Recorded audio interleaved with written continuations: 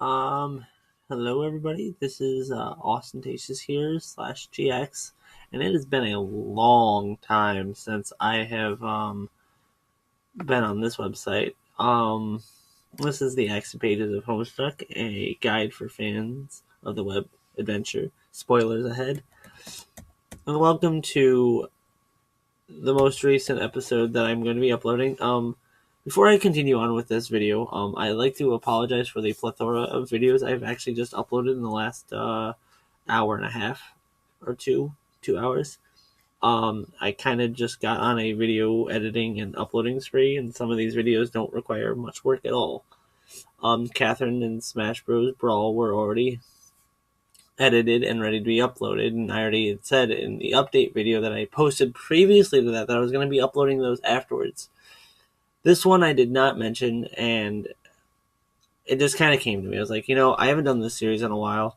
I should probably update it. I've been doing a lot of stuff unrelated to anything since then.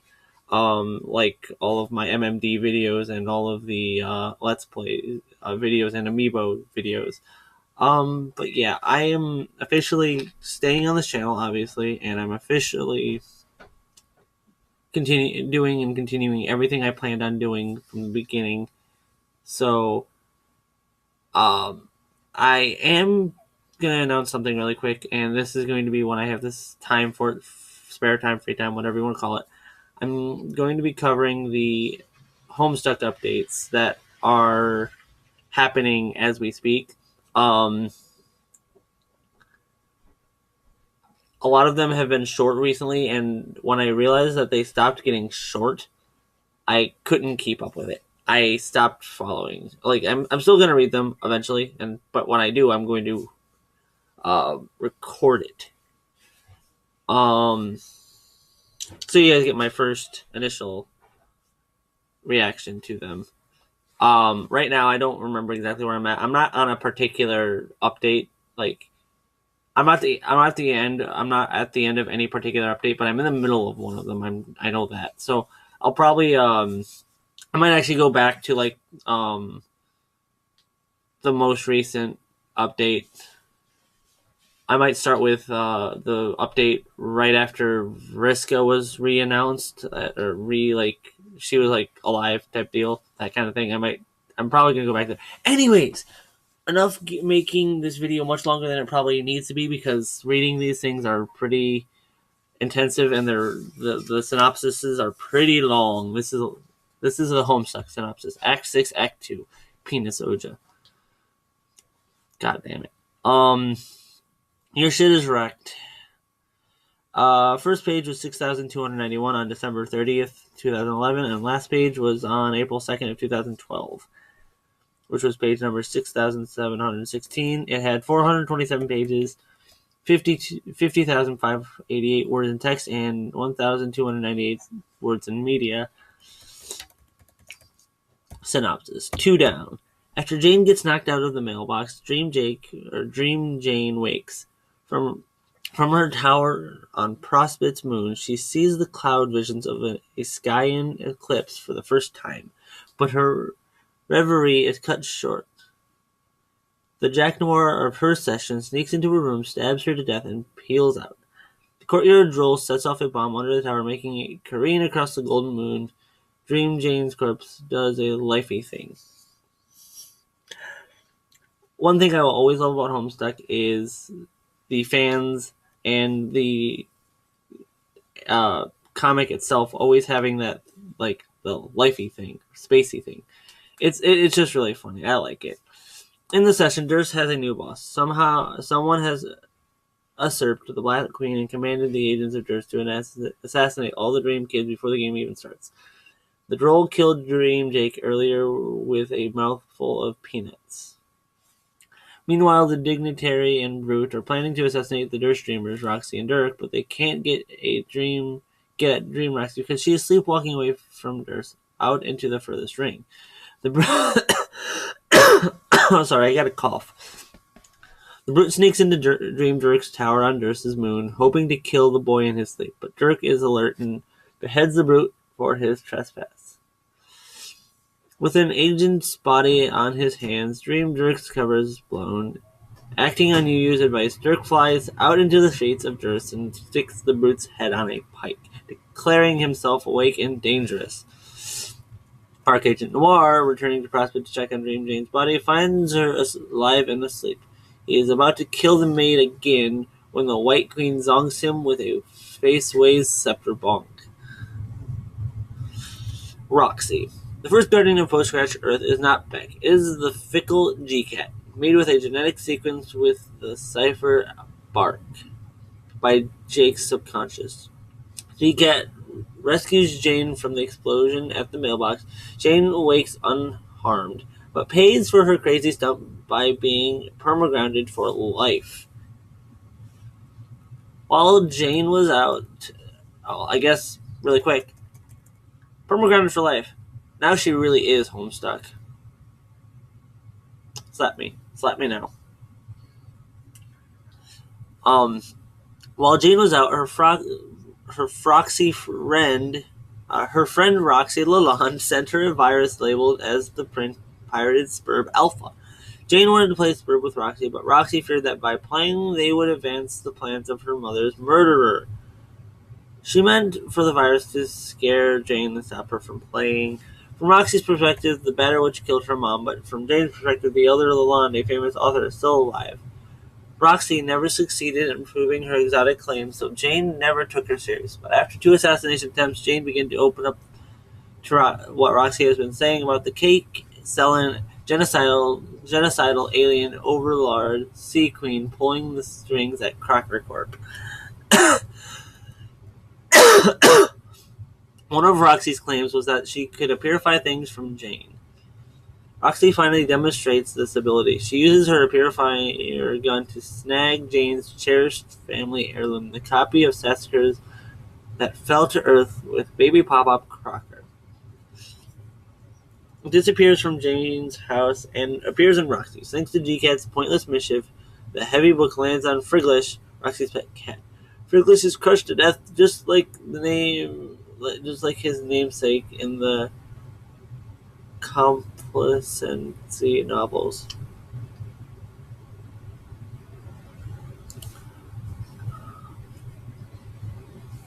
Roxy takes Friglish's body to the nearby Skynet lab and sends the dead cat back to where he came from so that whoever she stole him from will have closure. Roxy believes this previous owner to be her own mom in the past, but she is mistaken. Friglish is in fact Jasper's. The transmaterializer returns his body to Pre-Scratch Earth, where Rose finds it. Prior to learning about Spurb, Rose's mom gave Jaspers a funeral in a tomb. He later becomes Jasper as seen in Act 3.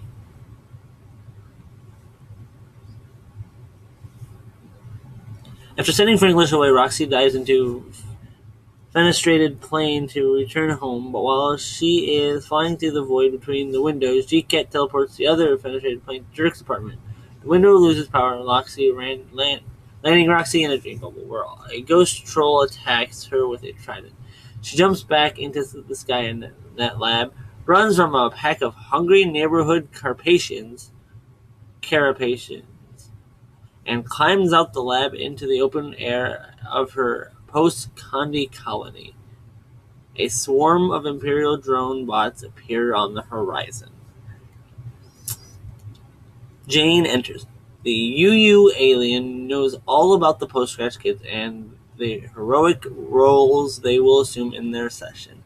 When Roxy mentions that she saw the other Lalonde while sleepwalking into the dream bubbles, UU confirms that Roxy will meet her mother and daughter. A cagey way of saying Rose, if she plays Spurb. Hearing this, Roxy considers and decides to play after all, but while they are talking, Jane goes ahead and runs the virus. Jane's computer explodes. Thanks to the sweet catch by G-Cat, she lands on a couch in a tree. Dirk Strider and his robotic avatar are quick to help Jane recover from the false start. Little Seb, the bunny robot, installs the real Spurb Alpha on Jane's dad's tire top. Dirk connects to Jane as her server player. Dirk has to go to the roof of his post-diluvial apartment building to fight off some Imperial drone bots, so his autoresponder takes the reins and helps Jane with her entry tasks. AR Autoresponder is a software version of Dirk who lives in a pair of pointy sunglasses. He tries to prototype Jane's kernel sprite with the stuffed body of Pop-Up Cracker, but GCat foils the attempt. Jane's entry item is a tree that bears no fruit and requires no action. There appears to be a meteor headed for Jane's house, but moments before entering, she sees what it really is. It's the Condes's flagship flying over Earth. Jane enters the medium with a blank kernel sprite.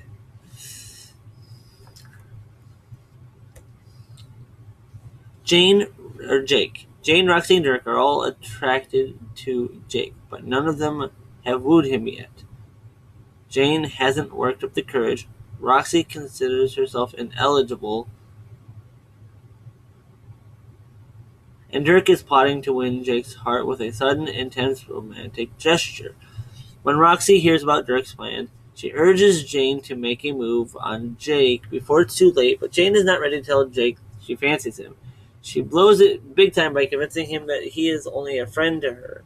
Robot frowns at Jake, tears its uranium heart out of its chest, and blows up. Jake takes the uranium fuel and enters the Mystic Frog ruins. What the Scratch did. Rose, Dave, and the trolls set off through the furthest ring, passing through the occasional dream bubble on the way. The first bubble inhabitants they meet are God-tier Feferi and Aridin, ghosts from a doomed timeline. The ghostly Feferi, Wish of Life, heals the wayward vagabond from the brink of death. A year later, the vagabond is happily rebuilding Cantown in the laboratory halls with Terezi and Dave. Karkat is not so happy. He feels shut out of Terezi's life. Let's not talk about that. Rose briefs Dave on what she and Kanaya have learned about the new Incipisphere they will reach in 2 years and the version of Earth it is linked to. The Scratch was meant to produce a potentially more promising game session, but instead it produced a void session with no promise at all. The post-Scratch kids will have no way to win on their own. They will all fail to prototype their kernels before entering. The battlefield will be stuck in its eternal stalemate form. When Jade arrives, she will be able to replace the basic battlefield with the fully evolved one she is carrying. Actually, the troll has already cleared the center of Skya by blowing up the kings and their chessboard. Victory will be possible through the combined efforts of all 8 kids. In Void Sessions, there is no cataclysmic reckoning other than the Frog Temple bearing GCat. The only meteors sent to Earth were the ones with the 8 babies on them, and those ones came from the pre-Scratch session. The Scratch made Skya change with what time it was on the other side of the defense portals that sent the babies to Earth, and John cloned them. Skya switched the players with the ectobiological parents. Baby John and Jade landed on Earth in 1910, Baby Rose and Dave around 1970, and Baby Grandpa and Nana, Jake and Jane in the mid-1990s, Baby Mom and Bro, Roxy and Dirk, were the exceptions. They got sent to the 25th century. Rose is recording these facts in a book that might someday be useful to other players. Karkat corners Dave and asks him to share Terezi in vacillating quadrants and suggests that is vile nonsense to Dave. They fight and draw dicks in Rose's book. One of the best things I've ever read was that part of the comic was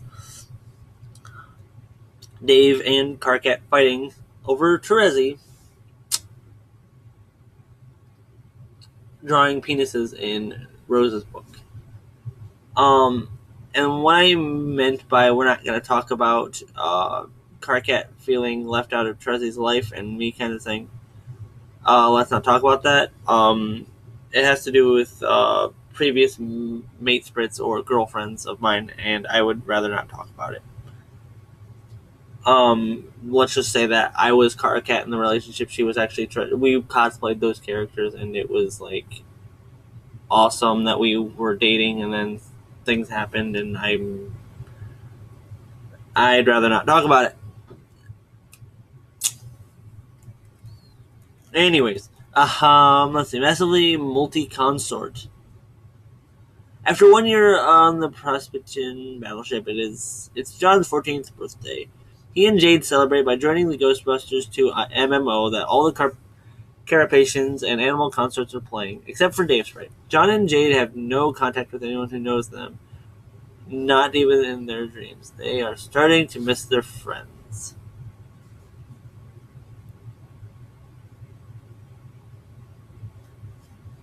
Oh, wait.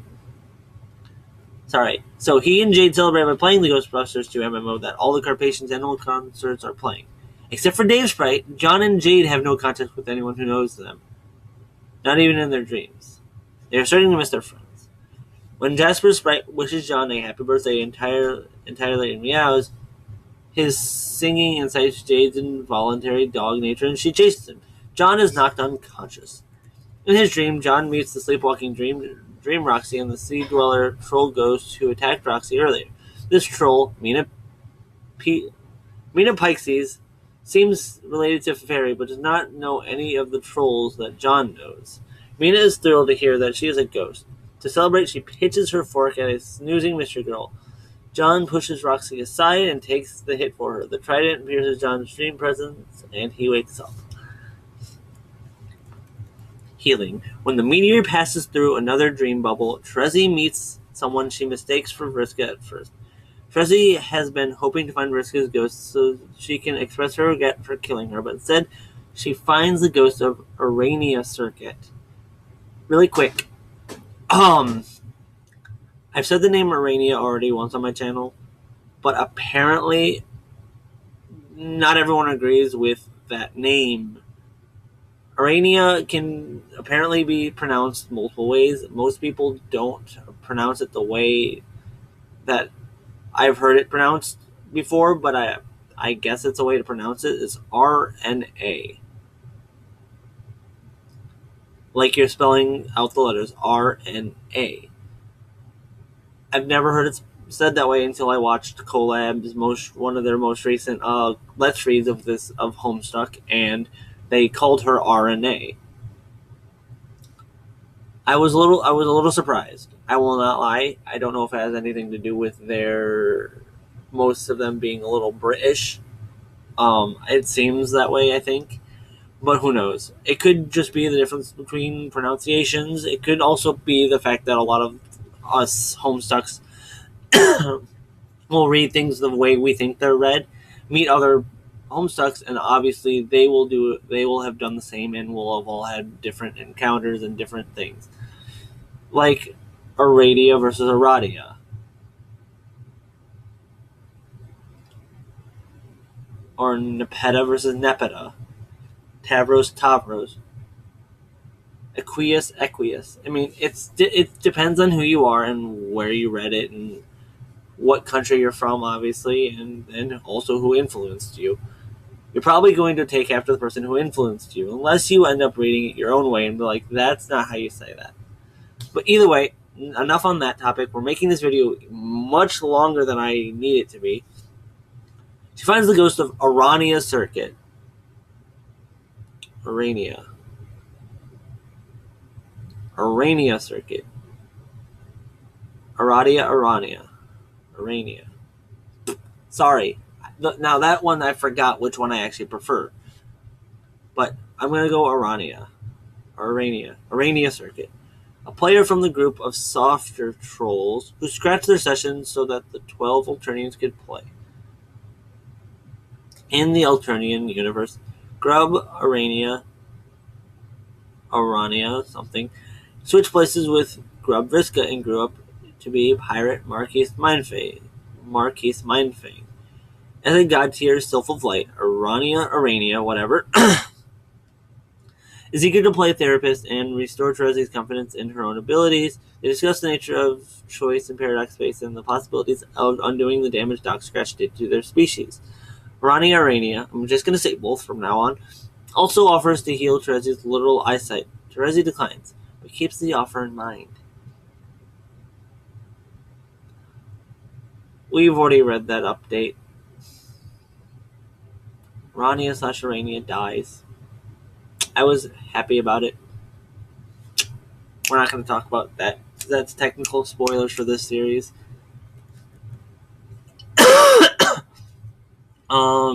Either way, death of the author. The author of Homestuck rescues Spade Slicks from his exploding universe and patches him up with more prosthetics. Hussey is still nursing Slick back to health when Lord English invades his home. Hussey chucks Slick off the balcony into the water to hide him from English. Moments later, English corners Hussey on the balcony and fills him with lead. Hussey dies, wishing magic were real. The ghost of Riska and the ghost of Hussey meet in a dream bubble full of sand zephyr and majestic steeds. Hussey asks Riska to marry him. Riska spurns his proposal and his ring. Anyways, guys, that was the Let's Synopsis. Yeah. No, this was this Homestuck Synopsis episode.